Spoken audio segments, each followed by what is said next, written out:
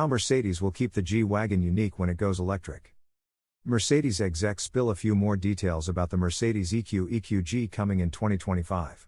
We know an electric version of the Mercedes-Benz G-Class will hit the market in 2025, a production version of the concept EQG shown at the 2021 Munich Auto Show, but a few more interesting details are trickling out about the upcoming EQG.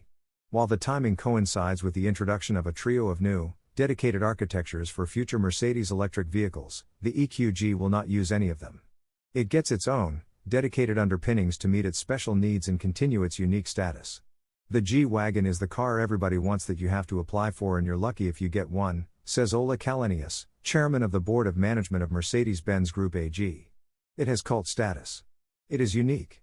The G will always remain a G, Kalenius tells Motor Trend in Paris, where the automaker held the world premiere of the 2024 Mercedes EQ-EK SUV and the 2024 Mercedes AMG EK SUV.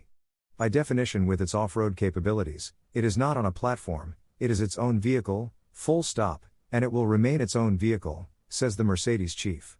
The decision was made to electrify the Geländewagen, but not use the EVA 2 platform that underpins the Mercedes EQS and EK electric sedans and SUVs. The EQG will also have new technologies and battery choices when it comes to market in 2024. 2 battery choices for electric G-Wagen. It will be available with a regular battery at launch in 2024, but there will also be a version, perhaps in 2025, with a higher density silicon-based anode battery. Mercedes is working with Sila, a US startup that uses a high silicon anode material to increase the density of batteries, and the automaker wants to put this next-level cell chemistry into batteries for the G-Class. The silicone anode battery will be an option in the EQG, a way to increase range in the boxy SUV. We will show the world what is possible when you go 20 to 40% up on energy density, says Krzysztof Starzyński, Vice President of Mercedes Electric Vehicle Architecture and Development eDrive. Electric fun.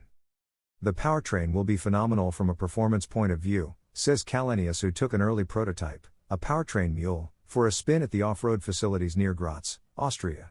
It was mind-boggling. I know I'm raising expectations here, but I was so excited stepping out of that car that I cannot wait for the electric G to come. It was so competent, so easy to ride in. It will have phenomenal performance on and off the road, coupled with the most energy-dense battery we can find in a vehicle that is slightly aerodynamically challenged in terms of its drive coefficient.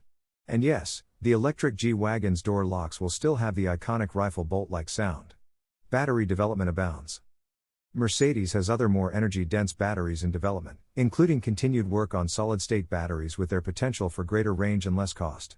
A breakthrough with solid-state is expected in the second half of the decade, both in terms of chemistry and scaling up to the size needed for vehicles, Starzyński says. For entry-level vehicles, Mercedes is working on LFP, lithium iron, ferro, phosphate, batteries. It is a good alternative, Starzyński says.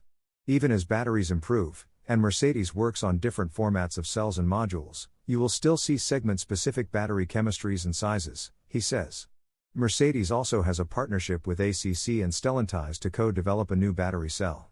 It is too early to talk about the cell chemistry they have designed, says Markus Schäfer, member of the board of management of Mercedes-Benz Group AG, chief technology officer responsible for development and procurement.